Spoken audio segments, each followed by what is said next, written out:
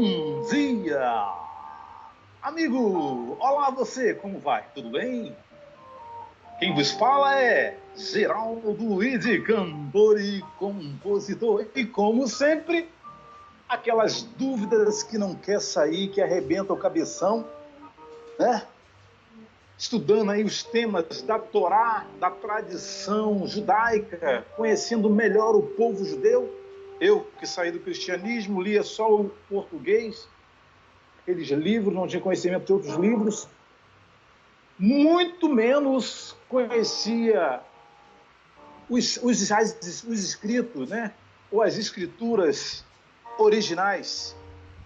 Agora, estudando um pouco do hebraico, no início, dá para compreender melhor, até lendo os textos em português, dá para compreender melhor. E eu tenho um amigo que conheci no Facebook, ele que é um professor de português, professor de hebraico, que é o meu professor, professor de italiano, professor de grego e professor de inglês.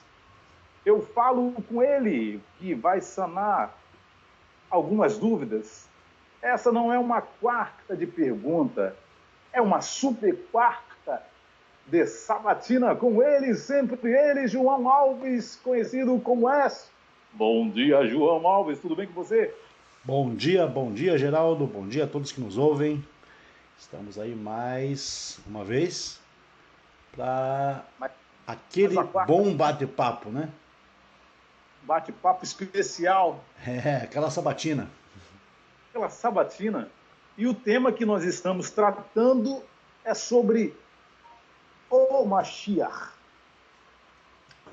É um tema profundo, na qual eu vivi, você viveu, no cristianismo,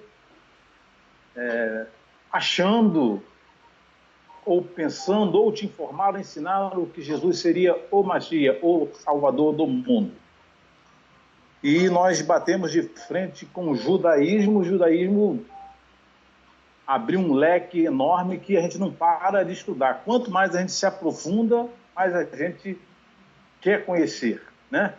É Perfeitamente. muita coisa. Muita coisa.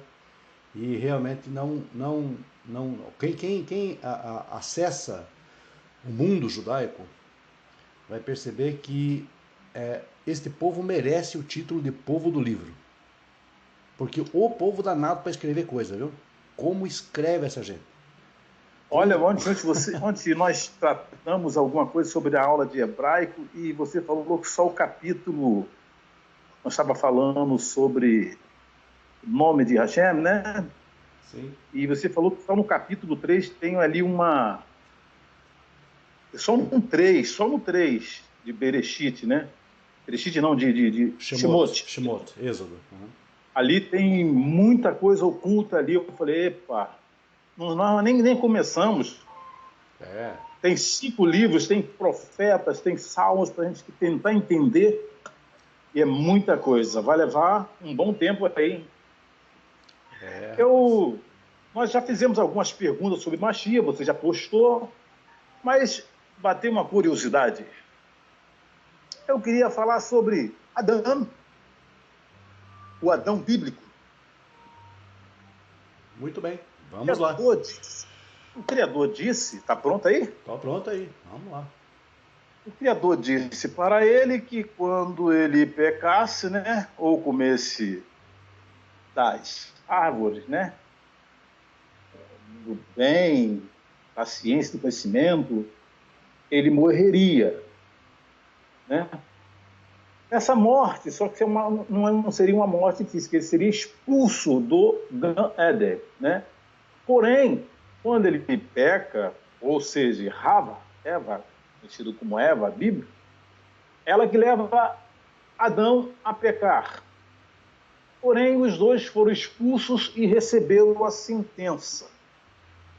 Falando de Mashiach, por que o Criador não fez uma promessa? Olha, no fim dos dias, nos últimos dias, você vai ressuscitar, virar o Mashiach, por que não houve, até mesmo no período de Abraão, o Criador falou que ele morreria em boa velhice, mas não deu uma promessa de Machia? E aí? É contigo mesmo. Pois então, Geraldo, a grande questão é, nós analisando o relato do Gan Eden, do Jardim do Éden, de Adão, Eva, a Nahash, a serpente, né? A árvore do conhecimento do bem e do mal, Etz Tov Vará, a árvore da vida, Etz Haim. A gente percebe que esse relato, no capítulo 2, que se inicia no capítulo 2 do Bereshit, do Gênesis, quando nós analisamos ele pela ótica da tradição judaica, pelas leis da interpretação bíblica derivadas dos sábios de abençoada memória, o que nós percebemos é que o relato todo é alegórico. Ele não é um relato que eu diria que possa ser tomado literal, na sua literalidade. E alegórico? Sim, e existem boas razões para isso. Primeira boa razão: cobras não falam. Serpentes jamais falaram, jamais vão falar. Esse é o primeiro ponto importante. Pode ser um ponto um tanto quanto pitoresco, mas eu nunca vi uma cobra falar. Eu acreditei que no passado me ensinaram assim, sim, que a serpente seria o diabo. Pois é. E a grande questão é que, ainda que fosse o diabo, nós não vemos ainda hoje serpentes sendo usadas pelo diabo ou falando por aí. Tentam encontrar a perna dela, né? Pois é, poderíamos pensar que seria, digamos, alguma entidade espiritual que tomou aquele animal e que ele então, etc., falou aos primeiros seres humanos. Bom, o primeiro ponto absurdo de uma interpretação literal é pensar que a serpente falava. Ela jamais falou e jamais vai falar. Por quê? Porque Deus não deu cordas vocais à serpente, né? Para que ela pudesse falar, correto?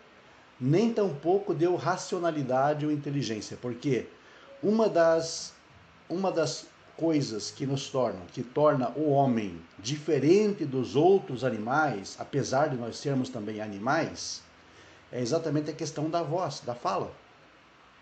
A fala é um dom divino concedido apenas e unicamente ao homem, ao ser humano. Por quê? Porque a fala é efeito da nossa razão. Perfeito. Não fôssemos nós racionais, nós não estaríamos falando aqui, trocando ideias. Estaríamos aí grunhindo, murmurando, zunindo, zumbindo, mugindo, ou fazendo miau, sei lá, como qualquer outro animal, mas não estaríamos falando, né? A fala é exatamente um atributo divino dado ao homem.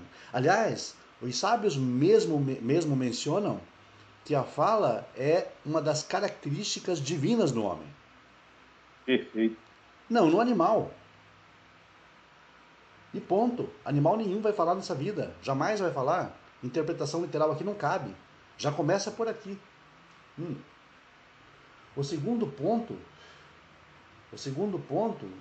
importante que se entenda é que o próprio texto da Torá nos ensina que no capítulo 1, 26, o homem já era criado. Como que no capítulo 2, então, como que no capítulo 2, então, cria de novo o homem de uma forma diferente?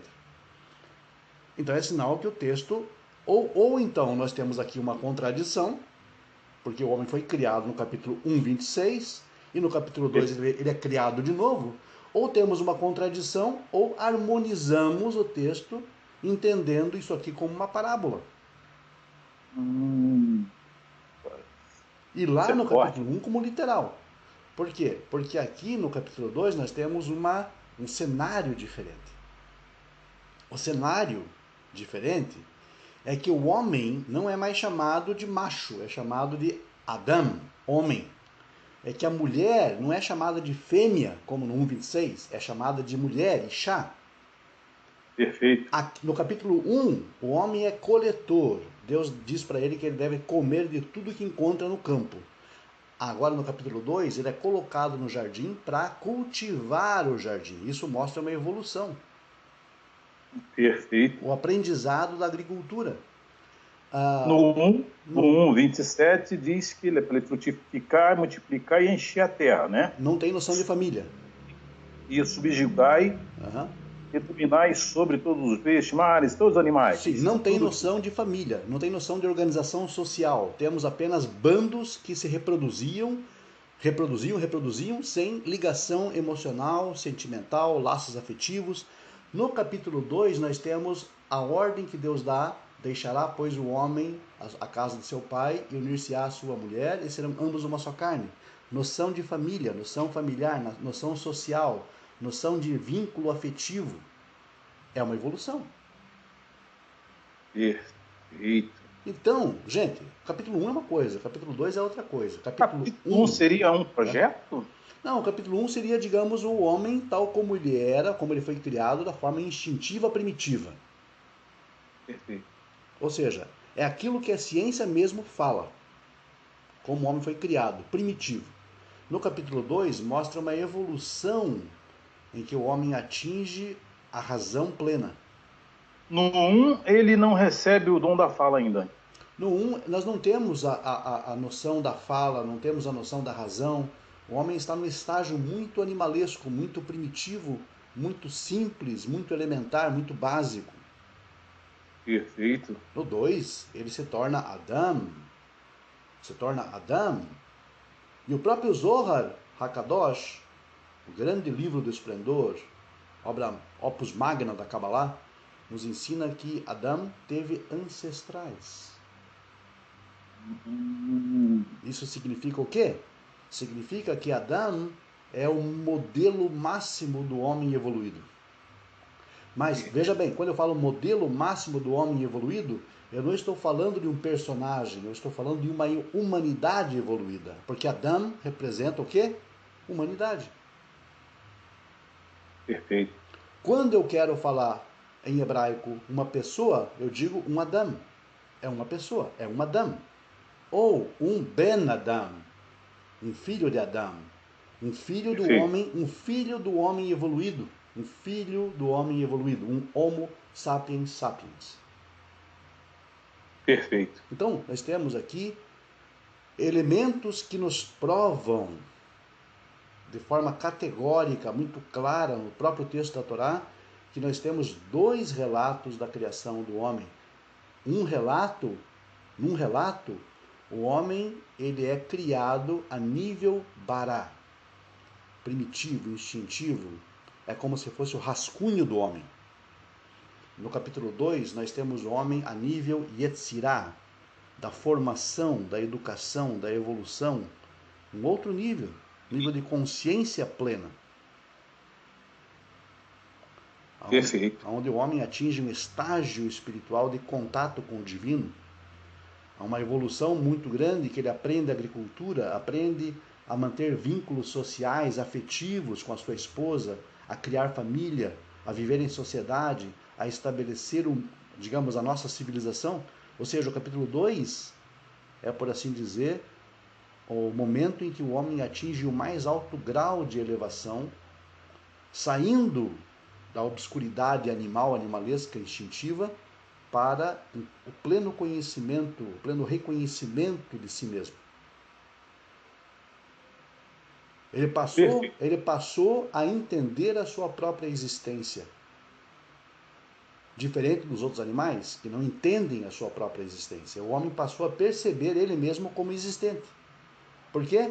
Por conta da razão. O que é razão? Razão, de acordo com Rambam, é a imagem de Deus insuflada em nós. O homem então aprende a falar, ele aprende então a agricultura, ele começa a fundar as suas cidades, ele começa a estabelecer a sociedade, a aprender as artes, a aprender o domínio da natureza, realmente ele passa a ser um ser evoluído. Porém, toda essa evolução, todo esse conhecimento que o homem recebe, teve um preço. O preço a ser pago era sair daquele estágio primitivo de inocência, perder o contato com o divino, ou romper o contato com o divino, para poder seguir o seu caminho aqui. Então, Essa escolha do homem, na verdade, foi o que nós chamamos de saída do Éden. Então foi proposital pelo Criador. O homem tinha que sair desse local para se evoluir. Não, a gente tem que tomar cuidado com essa questão, porque não foi exatamente proposital, mas foi, digamos assim, a forma que Deus colocou para que o homem pudesse exercer o seu livre-arbítrio.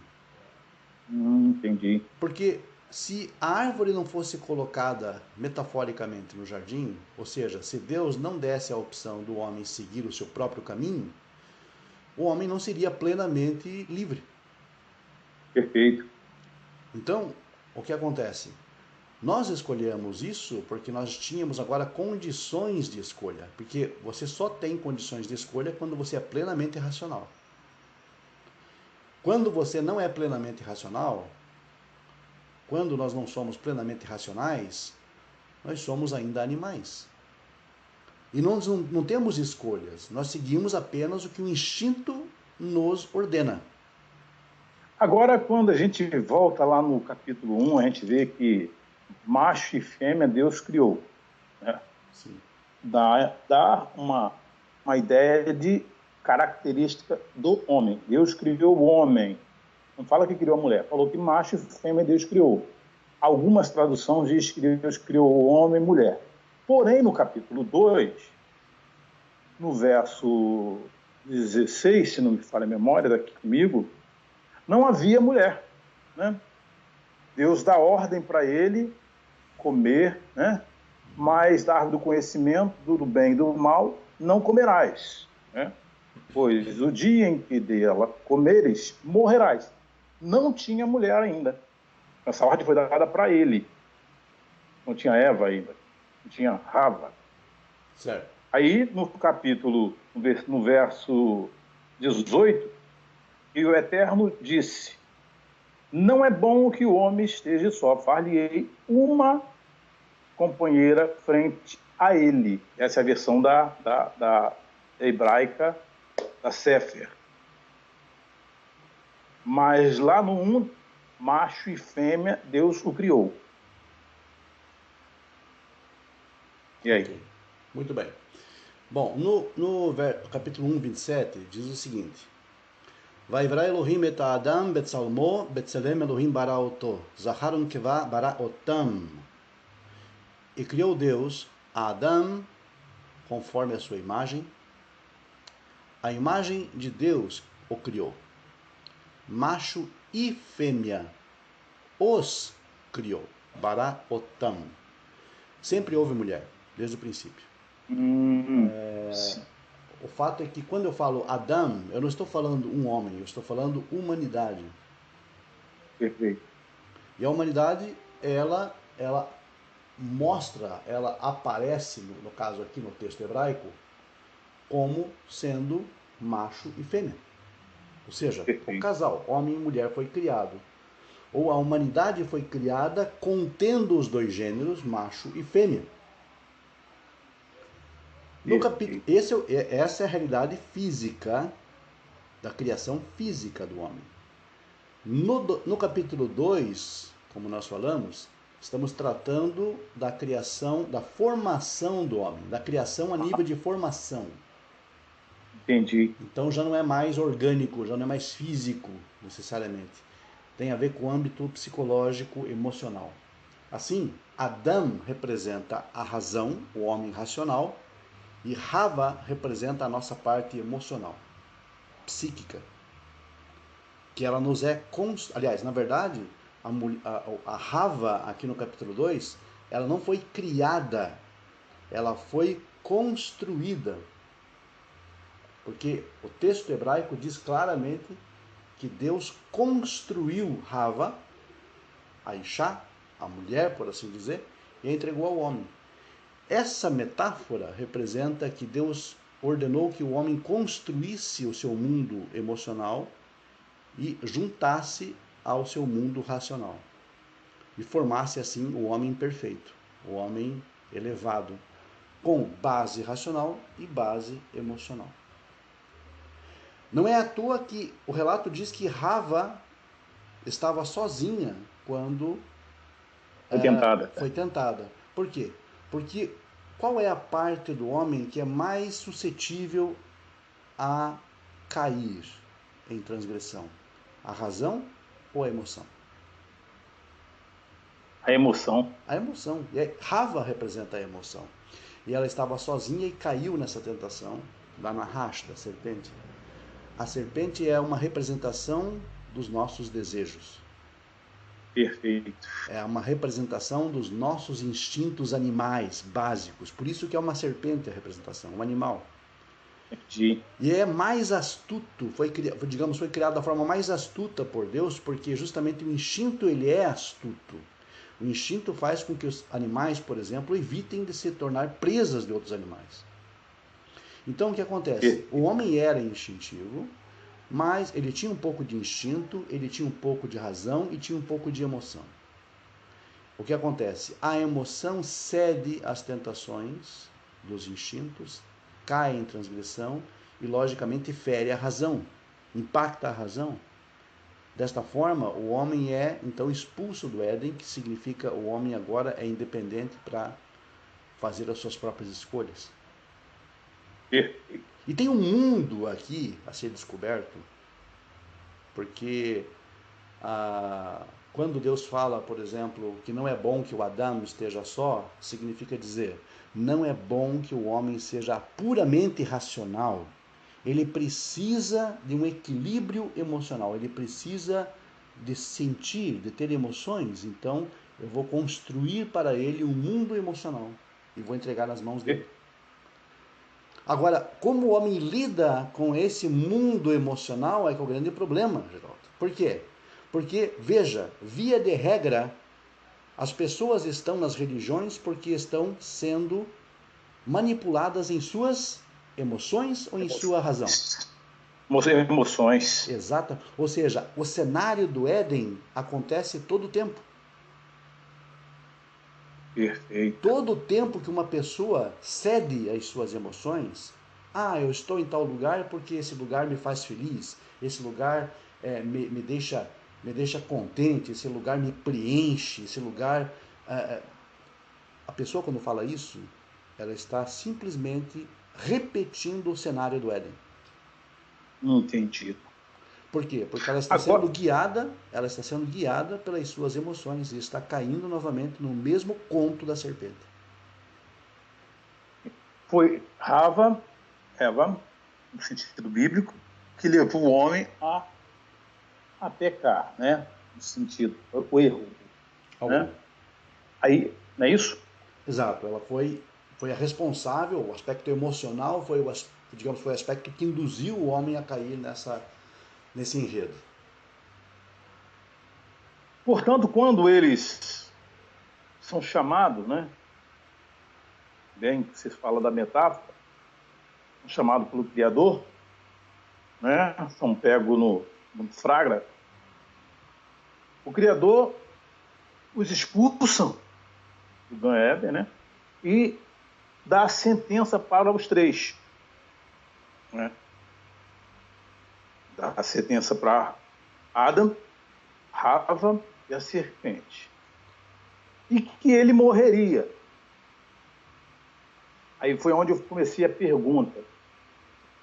Nós não vemos nesse morrer uma promessa divina do Criador que ele vai trabalhar, dizem que ele vai trabalhar com o seu próprio suor, né? Os dias serão fardos, né? Mas quando ele morresse, não teria uma promessa futurística que viria alguém que ia redimi-lo. Ou seja, não tem uma passagem que diz que Adão, o Adão bíblico, se redimiu do erro do Éden. Portanto, é que foi colocado metaforicamente 2 anjos, né, 2 querubim, né, com a espada flamejante, para que ninguém entrasse. Aí foi onde eu comecei a pergunta: por que não houve uma promessa futurística de redenção para Adão e Rava? Aí nós estamos no tema de Mashiach, né? Pois é, muito boa pergunta, né? Então nós vamos lá trabalhar com ela agora. Bom, Beleza. eu quero convidar você aí e as pessoas a verificarem também as suas escrituras, tá? Na Torá, no Bereshit, no Gênesis, no capítulo onde acontece todo esse cenário da serpente e da sentença que o próprio Criador dá, né? Uhum. Então eu quero lembrar a todos o seguinte, que a partir do verso 9, de acordo com o relato do Gan Eden, Deus sai à procura do homem, perguntando por ele, onde ele está. Certo. E Adão, encontrado, ele diz que ele ouviu a voz de Deus no jardim e ele se escondeu porque percebeu que estava nu. Né? Perfeito. Está no capítulo 3. Exatamente, 3 verso 10 em diante. Muito bem. E aí a pergunta é, quem te mostrou que você estava nu?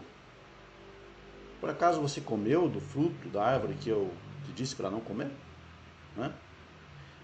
E o homem disse, olha, a mulher que você me deu, ela me deu do fruto e eu comi. Me deu da árvore e eu comi. Veja que aqui nós Ele joga a temos culpa, né? a razão já, digamos, colocando a culpa na emoção. De fato era a culpa da emoção, do aspecto emocional, que induziu a razão. Esquiva, né? É uma esquiva. Muito bem. Você sabe que o texto diz que o homem se cobriu com as folhas do jardim. Perfeito. Perfeito. E o que acontece? No final do texto, nós percebemos que o Eterno então faz para Adão e para sua esposa vestes de peles e os vestiu. Muito bem. Você vê que os seus olhos foram abertos no jardim, não é verdade? Foi. Isso. Mas a pergunta aqui é, os olhos deles eles eram cegos? Será que eles eram cegos e os seus olhos se abriram literalmente? Claro que não. O fato é que quando os seus olhos se abriram, de acordo com o texto, eles se tornaram como quem? Se tornaram como Deus, conhecedores do bem e do mal. Perfeito.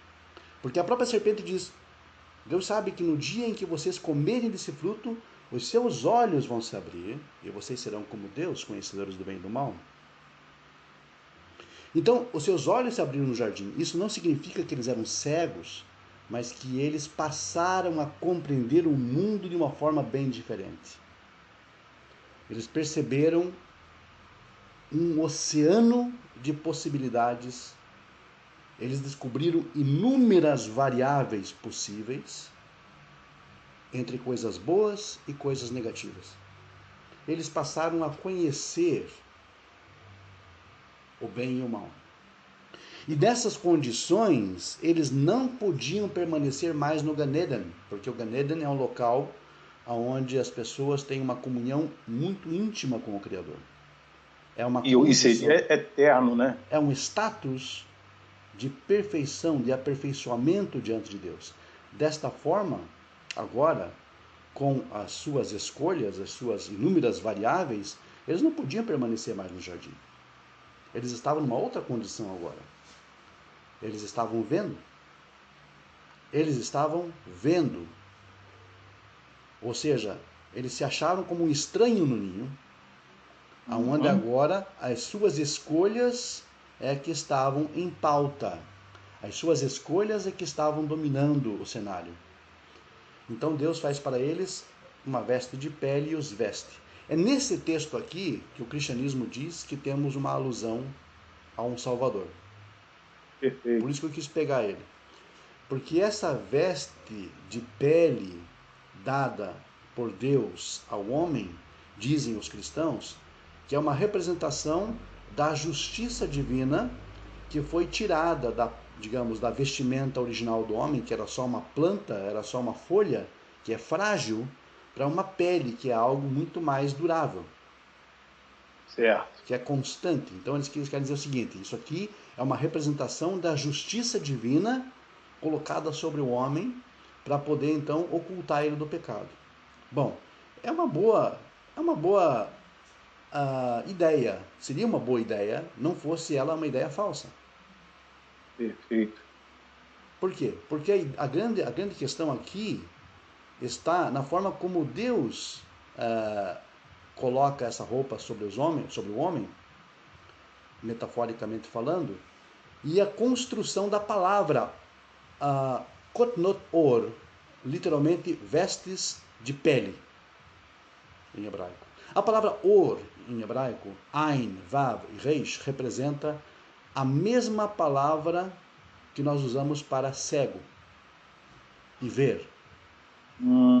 É a mesma Sim. raiz, é a mesma construção. Então, quando você fala que Deus deu uma veste de pele, eles ainda não estavam na terra? Não. Isso aqui não é eles, não é estavam na terra, isso aqui não é literal, isso aqui é o aspecto psicológico, emocional do ser humano. Aqui todo o relato se passa nesse planeta. É uma grande batalha, digamos assim, espiritual do homem aqui que está acontecendo, sendo travada aqui. Entendi. Um grande conflito humano. Então Deus coloca nele vestes de pele. A palavra pele em hebraico, or, é a mesma de iver. Com as vestes de pele, o que acontece então? Será que, de acordo com os cristãos pensam, nós temos aqui uma representação da justiça divina efetiva, contínua, perpétua? Ou será que Deus estava cegando eles novamente? Boa pergunta. Porque a palavra or representa exatamente a ideia de cego. Porque notem, eu quero chamar a atenção que os olhos deles se abriram no Éden. E agora Deus coloca sobre eles uma veste de pele justamente para cobri-los. Para cobrir o quê? Quando você cobre, por exemplo, o teu rosto, você consegue ver alguma coisa? Não. Essa ideia de or, a pele sobre o Adão, representa exatamente a necessidade que o homem tinha de se proteger disso. O homem não podia andar mais, estar mais no Éden, nessa condição, nesse status elevado diante de Deus. Ele precisava agora ser coberto com um véu. Ou seja, o seu conhecimento acerca de Deus não seria mais o mesmo. Agora ele estava numa condição em que ele não mais poderia ter uma comunhão perfeita com Deus. Então, ele se afasta, né? Ele é afastado. Ele é afastado. Exatamente o contrário do que o cristianismo pensa. O cristianismo acha que essas vestes de pele era uma garantia da justiça divina que seria efetivada mais tarde pela morte de um suposto Messias, uma redenção. Mas aqui na verdade é o contrário. O homem foi coberto justamente para não ver mais o que ele via no Gan Eden. E de lá ele foi expulso depois. Então, isso aqui é um retrato justamente do que aconteceu posterior, em que o homem é expulso. Se ele tivesse sido mantido, se a sua justiça se fosse realmente isso, justiça perpétua, contínua, o homem continuaria no Éden com a sua pele. Ou seja, o perdão, né? Se recebesse o perdão do erro, a expiação, ele continuaria ali normal, né? Normal, mas ele foi expulso. Então nós percebemos que Deus o vestiu e o expulsou. Esse vestir significa colocar um véu entre o homem e Deus. O afastamento total. Por que você acha que no santuário terrestre, no santuário construído por Moisés no deserto, tinha um véu que separava os dois cômodos? É verdade. E esse véu que separa o santo do santíssimo lugar é exatamente esta pele que é mencionada aqui no Gênesis capítulo 3, 21, que significa a separação agora entre Deus e o homem. O homem passou a ser O homem passou a ser agora um ser denso, passível de pecado, de erro, e ele não podia mais conviver junto com o divino. Por isso ele é vestido dessa pele, dessa cegueira, que uma pele, na verdade, o que nos faz? Nos faz perder o contato com o exterior. Por que nós usamos roupa quando está frio? Para não sentir frio, para bloquear, não é verdade? Bloquear o frio.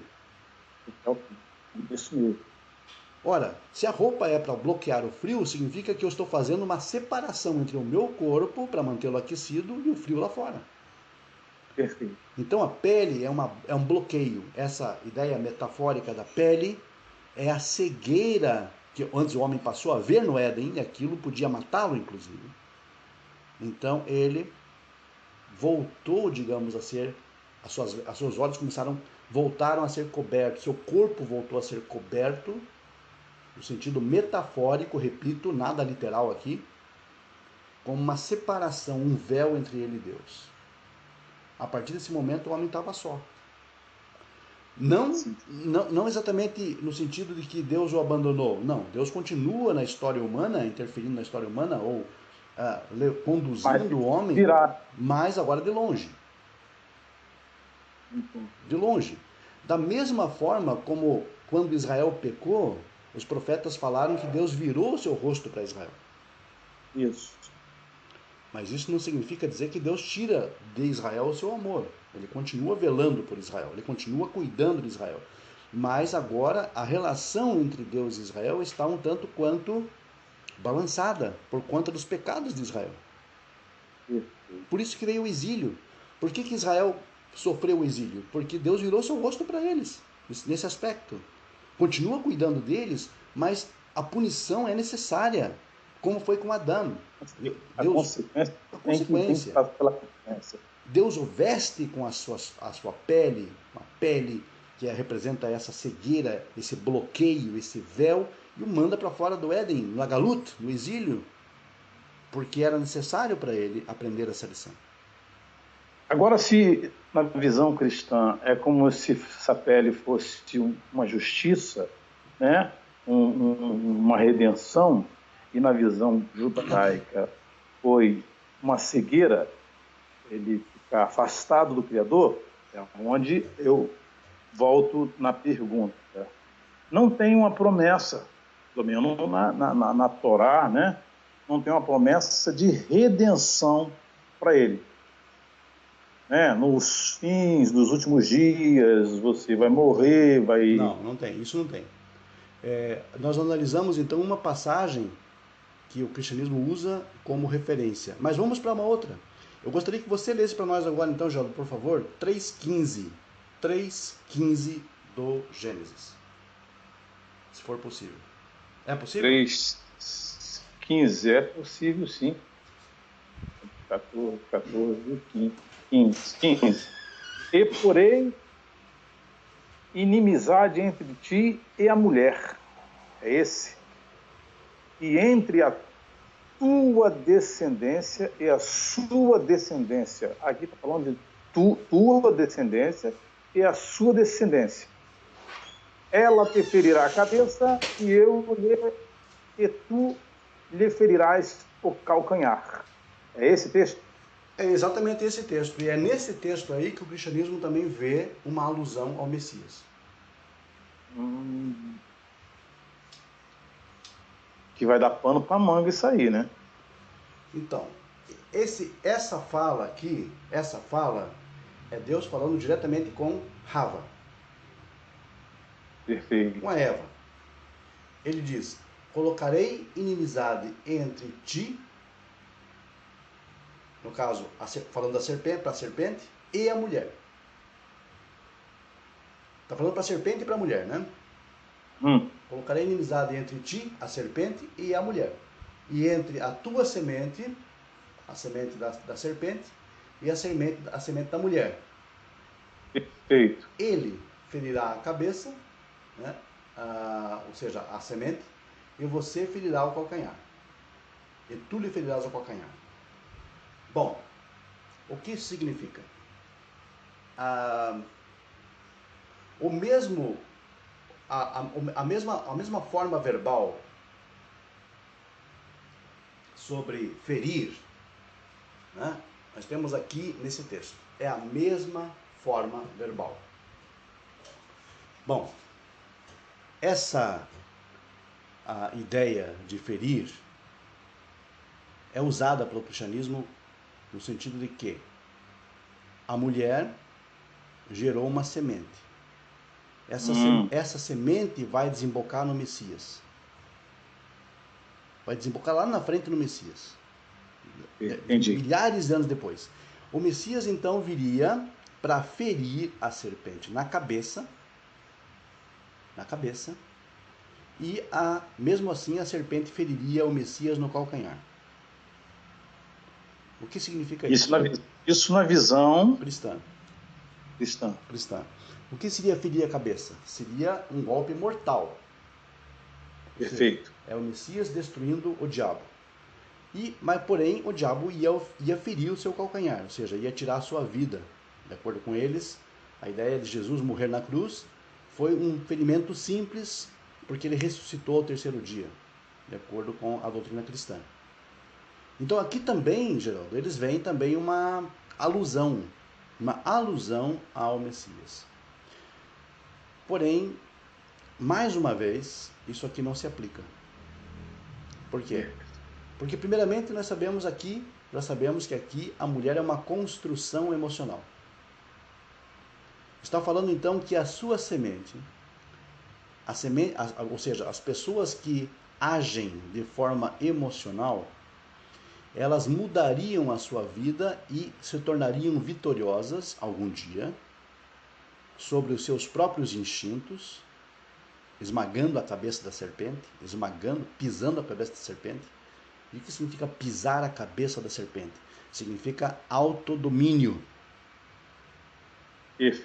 Quando você domina as emoções, você é senhor de você mesmo.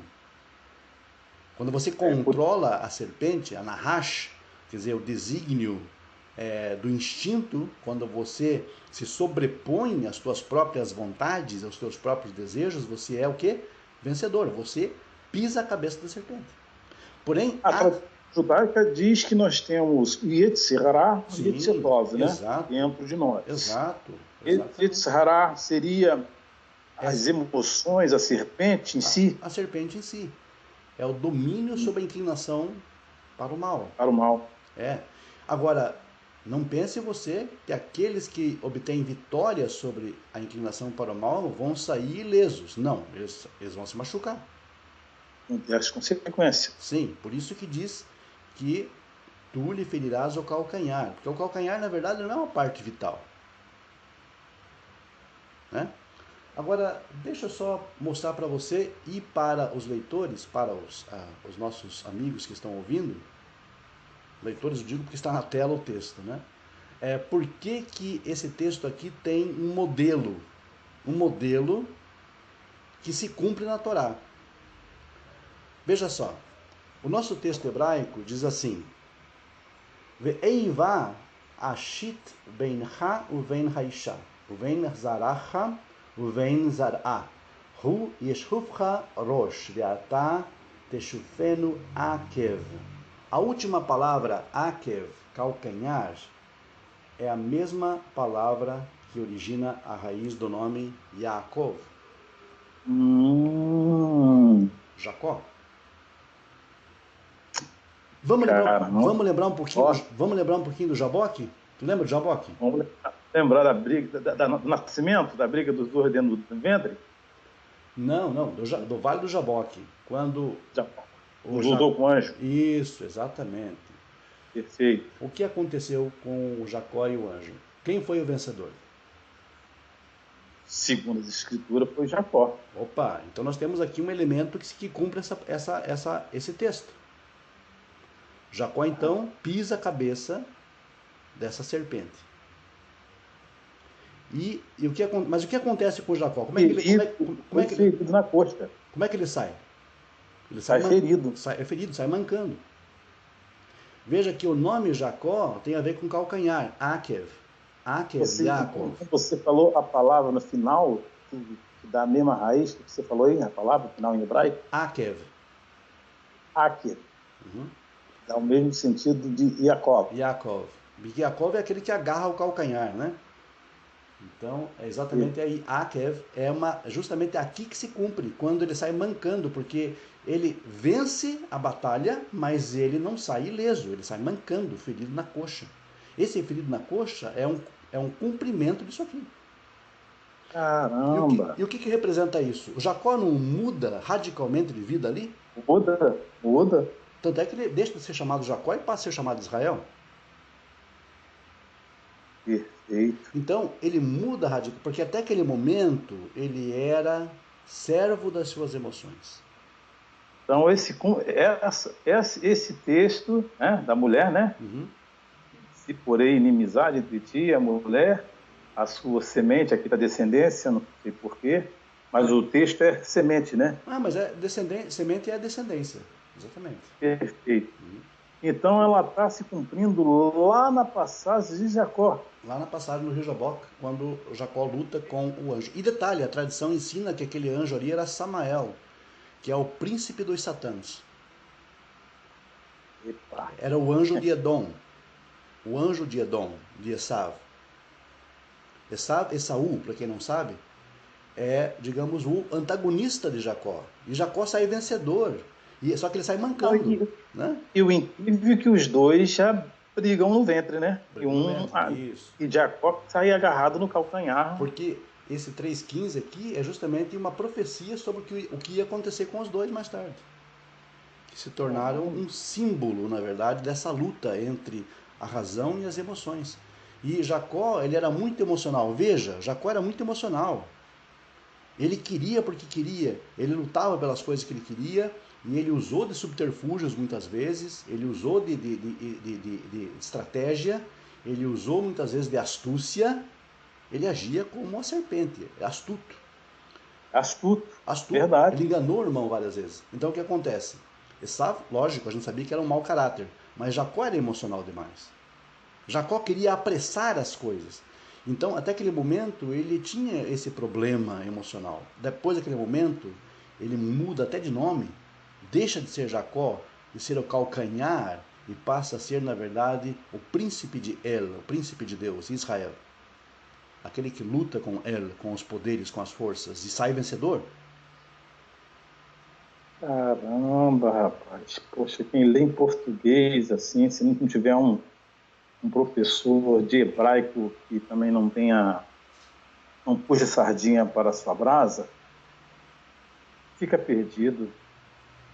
Porque um texto simples aqui, a camarada vai interpretar como foi ensinado para a gente, que era ali Jesus vencendo Satanás, e ele não tem nada a ver, ele vai se cumprir com o texto de Jacó brigando, lutando com um anjo. Exato, com o anjo de Edom, com Samael.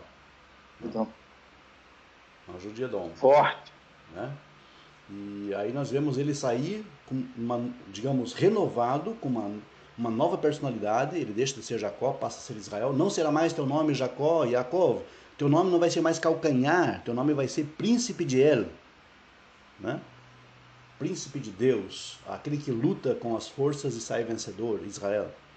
E aí então ele passa a ser de fato o cabeça do povo israelita, o fundador da nação israelita, aquele que gera as 12 tribos, os 12 patriarcas, e que constrói a nação judaica, que seria a nação sacerdotal de Deus no futuro. Então, agora, esse texto aí da descendência, quando ele foi aplicado para, lá no futuro também, para a Virgem Maria, né, que nasceria dela alguém, né? Seria o Messias. Seria o Messias. Eles pegaram esse texto da cabeça, jogar lá para o futuro em Maria, propositadamente, porque o cara tem que entender o hebraico para ele. Como é que vai tirar da cabeça assim, do nada, que essa interpretação seria da Virgem Maria que nasceria o Messias? Porque eles querem ver, Geraldo, isso. Veja bem, quando você quer ver alguma coisa em qualquer texto, você vai achar um pretexto para encaixar alguma coisa ali. Né? Então, a Bíblia, ou ela em português, porque a Torá no hebraico não dá para tu achar. Não, no hebraico você não é enganado. No hebraico você não é enganado. É isso. No hebraico ninguém te engana. Né? Na verdade é mais fácil as pessoas... Então, no português tu pode viajar várias vezes, né? Não, No sim, português sim. tu sair viajando, né? Não, sem dúvida. Qualquer coisa no português está valendo. Porque as pessoas não estão tendo acesso à informação original. Rapaz. Entendeu? E vão ser sempre iludidos, sempre enganados. Por quê? Porque existe muita manipulação religiosa. Existe gente inocente no meio, mas existe muita manipulação religiosa. Os textos traduzidos, ele acaba te levando realmente a esse pensamento. Ele te induz a esse pensamento. Mas foi feito justamente para isso. Foram feitos justamente para isso. Foi muito bem bolado. Para poder comprovar a coisa toda. Quer dizer, nós percebemos aqui com nitidez, com perfeição e nitidez pelo próprio texto hebraico, que a representação é Jacó. Até o nome dele está aqui gravado no 3,15. Até o nome dele está aqui, Akev, que é a mesma raiz de Yaakov. E a história ela se encaixa com perfeição na travessia do Jaboque. Então, se eles tivessem que traduzir, fossem honestos, no texto aqui que é o 15, né? No finalzinho estaria o nome de Jacó? Não exatamente o nome de Jacó, mas é a raiz do nome dele. Ou seja, a Torá, ela fala por enigmas, ela fala por metáforas, ela fala por deduções, por inferências. A ideia do calcanhar usada aqui não foi em vão, não foi à toa. Foi justamente para mostrar que alguém viria mais tarde que se chamaria exatamente isso, calcanhar, que é o nome Yaakov, representa a ideia básica de calcanhar. Porque ele não saiu agarrado ao calcanhar do irmão? Nasceu agarrado no calcanhar do irmão. Por que ele recebeu o nome de Yaakov? Porque ele saiu agarrado ao calcanhar do irmão. Quer dizer, o texto de Gênesis, Bereshit 3... Quer dizer, Geraldo, a Torá é de uma precisão, meu amigo. É de uma precisão incrível. As pessoas só distorcem porque querem distorcer. Caramba. Existe uma precisão milimétrica, matemática na Torá. Né? Mas existem as pessoas de má fé. Então, esse texto aqui não é um texto messiânico, nunca foi. Não refere-se ao Messias.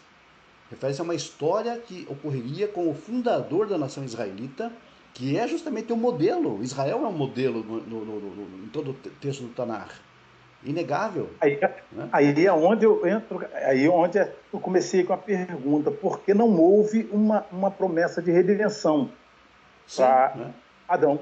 Exato. Porque a tia, de fato, redimi-lo do pecado. Porque de fato não havia essa ideia e nem mesmo essa preocupação na mente do escritor. O que importa para o escritor aqui é o homem superar os seus desejos, o autocontrole, as suas emoções, combater a Yetzer Hará, dominar a Yetzer Hará, não eliminar, dominar a Yetzer Hará e sair vencedor. Essa é a grande mensagem do Gênesis 3,15. Perfeito. E, mesmo sabendo que é metáfora, na alegoria, Adão morreu e não houve promessa para ele, não é isso? E nós lemos o texto ali, digamos, lendo mesmo a nível pshat, a nível literal, nós vemos que Adão morre e não há uma promessa de redenção, no sentido de Messias, que vem pagar pelos pecados, etc. Do podcast e do pó voltará e acabou. Isso tudo, na verdade, é uma elucubração posterior, é uma racionalização posterior em cima de uma história legendária, né? Que funde mitologia com certos personagens aí da história judaica. Nem consegui começar a pergunta. É como eu falei para você, antes de começarmos, eu falei para você, esse tema aqui vai dar mais de 1 hora. É um fato. Né? Acabou o tempo aqui. Acabou o tempo e até passamos, né? Passamos do tempo. Mas é isso aí. E não entrei nas perguntas que tem, já vi que Machia volta na próxima quarta-feira. Voltamos lá. Como você que está esperando o Machia, na quarta-feira, ele volta. Aparece de novo. Prepare. É isso aí? É isso aí, é isso aí. Geraldo, muito obrigado então. Antes da gente encerrar aqui, só quero divulgar para os amigos o novo trabalho que já está disponível, que é Aharit Hayamim, Escatologia Judaica, o livro das últimas coisas, onde você vai encontrar exatamente esses temas que a gente está trabalhando aqui.